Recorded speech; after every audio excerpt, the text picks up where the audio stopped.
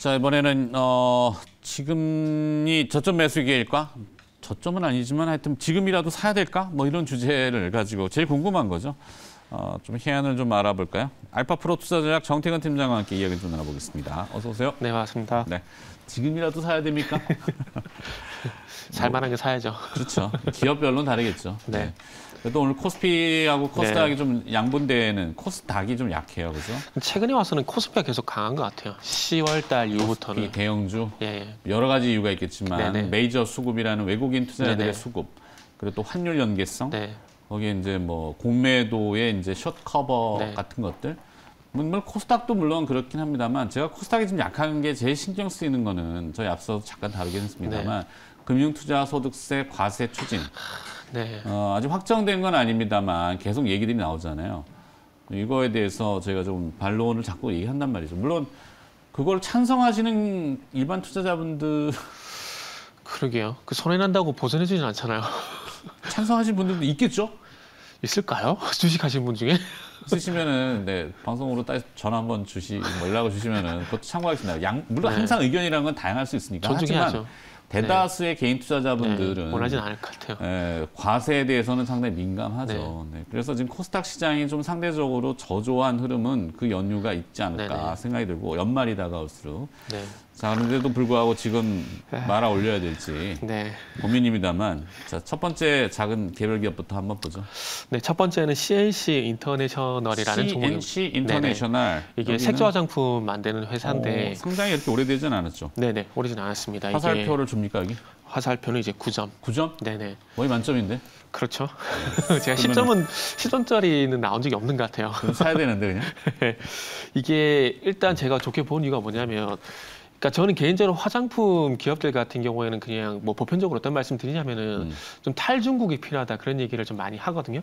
근데 그런 측면에서 보게 된다면 CNC 같은 경우는 충분히 그런 것들이 지금 부합이 되고 있고 매출로도 좀 보여주고 있는 상황이기 때문에 긍정적으로 좀 보고 있습니다. 물론 중국 시장을 버려라가 아니라 이게 한쪽에 편중이 되게 되면 이게 동전 양면 같은 역할을 하기 때문에 좀 다변을 하는 게 좋지 않을까 생각이 들거든요. 그리고 그러다 보니까 LG생활건강이라든지 아모레퍼시픽이라든지 종목들이 상당 기간 안 좋았던 점을 감안해 보게 된다라면은 매출주 다변화 필요하다고 좀 생각이 들고요.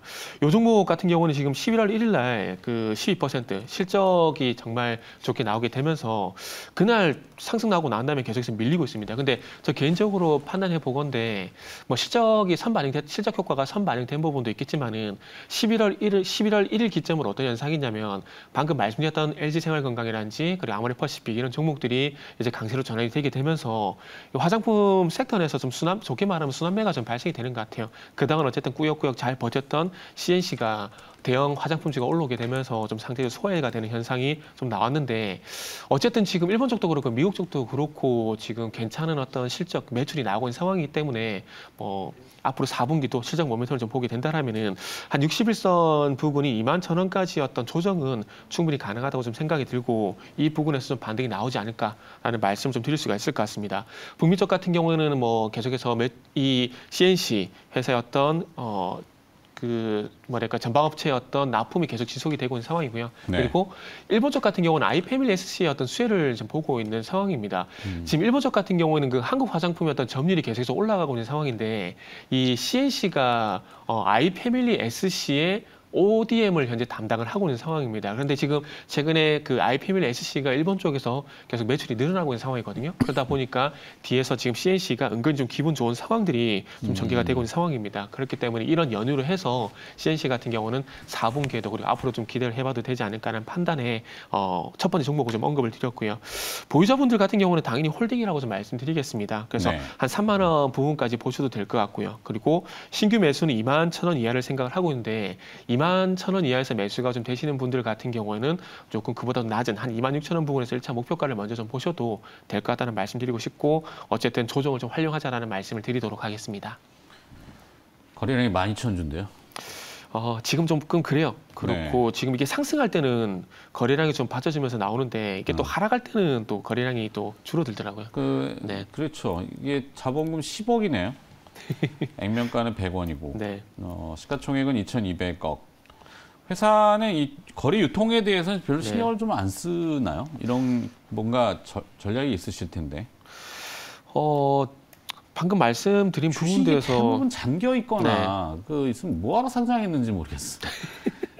이게 하여튼 그래요. 뭐 유통에 대한 환금성이 있어요. 주식 투자라는 게 네네. 가장 그 큰 장점 중에 하나가 네네. 부동산하고는 달리 부동산은 환금성이 떨어지잖아요. 네, 그렇죠. 이제 주식은 좀 그게 좀 유리한데 네. 거래가 잘 안 되는 기업들은 참 그래요. 물론 그 규정은 있어요, 다. 네, 하여튼 회사가 좀 노력을 좀 하셨으면 좋겠다 생각인데. 대표적으로 그런 기업들 많죠. 뭐 중소형주 특히나 대주주지분 많은 회사들 같은 경우 그런 경우가 좀 많은데 그러니까 이게 그런 거 좀 신경 쓰면 좋겠는데 신경을 안 써요. 상장해가지고 거래도 안 돼. 주가에는 관심도 없어. 왜? 대주주는 주식 팔 게 아니니까. 이게 조금 안 좋게 얘기하게 되면은 그냥 돈 필요하니까. 그렇죠. 상장해가지고 이제 자금 조달할 때 네네. 유리하니까 회사채 막 그쵸. 찍어내가지고 네. 뭐 그냥 왜 그런지 모르겠네요. CNC 인터내셔널 네. 하여튼 뭐 회사의 이런 근데 주가에는 포인트는 근데 좋은데. 정말 죄송한 말씀인데 주가에는 신경을 안 쓰는데 이 회사가 오늘 사업에는 신경을 많이 쓰더라고요. 그러니까 사업에 신경을 쓰게 되면은 거기서 좋은 결과가 나오게 되면 그게 주가로 반영이 되니까 그러니까. 뭐 그런 측면에서 접근해야 될 것 같습니다. 그리고 또 한 가지 장점은 유통주식수가 작다라는 것도 어찌 보면 역으로는 장점이 될 수가 있는 거니까. 네. 네. 그러게요. 뭐 금융투자소득세 신경 쓸 게 아니라 상법이나 좀 뜯어 고쳐가지고 대주주의 전횡에 대해서 견제할 수 있는 소액주주들의 많죠. 힘 네. 이런 것들을 더 키워야 되는 게 맞지 않나. 아마 그런 거 얘기하면 할 말 많은 사람 되게 많을 겁니다. 저도 할 말이 되게 많거든요. 근데 뭐 지금 시간에 다 말씀드리긴 그렇고 어떻게 아니, 하겠습니까? 근데 저희가 좀 목소리를 내서 네. 대변해서 그러니까 그거를 반대하시는 분들은 네. 꼭 따로 연락을 좀 주시고. 네. 두 번째 기업 두 번째 기업은 이제 평화산업입니다. 평화산업. 최근 와서 수소가 또 다시 이제 좀 부각이 되고 있더라고요. 네, 뭐 네옴시티. 그렇죠. 네옴시티 관련 부분도 있고. 이건 저가준데.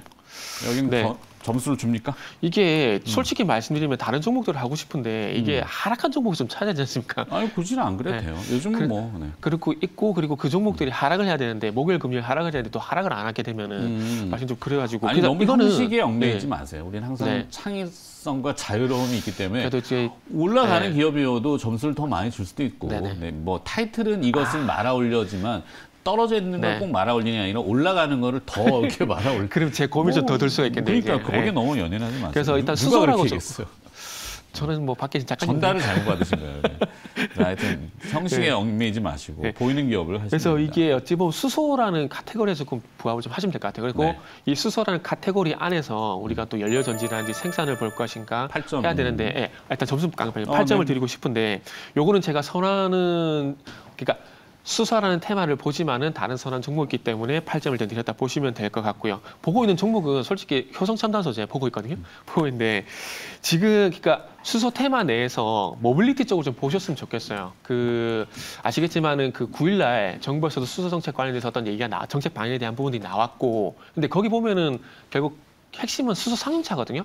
그리고 또 이제 BMW, 폭스바겐이 수소차를 이제 생산을 하겠다라고 합니다. 그리고 네옴시티 같은 경우도 모빌리티 중심이었던 얘기가 나오고 있는 상황이고요. 그래서 이런 부분을 좀 종합을 해보게 된다라면은 수소 테마 내에서 여러 가지 많은 좋은 종목들이 있지만 뭐 그럼에도 불구하고 모빌리티 중심을 좀 봐야 되는데 그러다 보니까 최근에 모빌리티 관련 종목 좀 강세인 것 같습니다. 뭐 지난주 목요일 같은 경우에는 아시겠지만 동아화성이 수요일이군요. 상한가에 갔었고 그리고 네. 지금 말씀드린 평화산업, 평화홀딩스가 좀 강세를 보였기 때문에 수소 정책 관련해서 일단 모빌리티를 좀 보게 된다라면은 아마 조금 더 지금 시점에서는 좀 더 승산이 있지 않을까라는 말씀을 드리고 싶고요. 그리고 평화산업 같은 경우도 지금 11월 10일 날 뭐 종가 기준으로 장중에는 25% 정도 상승이 나왔었고 종가는 10% 상승이 나왔었는데 그리고 난 다음에 변동성이 좀 줄어들고 있습니다. 줄어들고 있기 때문에 그리고 더 중요한 건 거래량. 뭐 거래량 같은 경우는 저는 개인적으로 그 보조 지표 중에서 가장 중요하게 좀 생각을 하는데 어쨌든 하락할 때 거래량이 줄어든다라는 건 뭐 어쨌든 매도 거래량이 그렇게 많지가 않다라고 볼 수 있습니다. 상승할 때 네. 대창 때 거래가 나왔고 네. 그다음에 그리고 이틀 밀릴 때 거래는 없어졌다. 네네 그렇죠. 다시가 거래가 늘면서 이제 오를 때 보통 이제 기술적으로는 네네. 뭐 그렇다고 얘기하죠. 지금 보편적으로 가장 쉽게 뭐 접근하시는 방법이 좀 그렇거든요. 그리고 지금 가격대를 보더라도 아래 꼬리가 잡히는 부분이 1,450원대에서 또 잡히고 있는 상황, 물론 종가까지 봐야 됩니다. 그러나 1,450원 아쉬운 부분에서 좀 잡히고 있다는 부분들 좀 보게 된다라면은 뭐 충분히 5일선과 이격 조정, 소위 말하는 이격 조정 마무리의 반등을 노려보셔도 될 것 같고, 그리고 신재생 같은 경우도 원자력, 태양광, 풍력에 이어서 수소도 좀 부각이 되고 있는 상황이기 때문에 한번 수소 관련된 종목들 중에서 마음에 드는 종목이 있다라면은 접근을 해보셔도 될 것 같습니다. 그리고 지금 말씀드린 평화산업 기준으로 말씀드려보게 된다라면은 일단은 뭐 어쨌든 오늘까지 이격 조정이 마무리가 되고 이제부터는 반등 준비를 좀 해야 되지 않을까 말씀드리고 싶습니다. 보유자분들께서는 당연히 홀딩이고요. 그러면서 봐야 될 가격대 같은 경우는 일단 뭐 1,800원 부분대까지 먼저 보셔도 될 것 같습니다. 그리고 놓쳐가지고 난 신규 매수를 하시고 싶다라고 생각하시는 분들 같은 경우는 이제 가격대가 1,450원 이하. 그래서 오늘 아마 1,450원 이하 가격을 주지 않을까라는 판단을 좀 했습니다. 그래서 지금 아래 꼬리 달리는 잡힌 가격이 현재 1,465원 정도 잡히고 있는데 조금만 더 오늘 여유 있게 좀 보셔도 되지 않을까라는 말씀을 드려보도록 하겠습니다. 네. 고민을 당기지 못했어요. 자, 세 번째 기업으로. 네.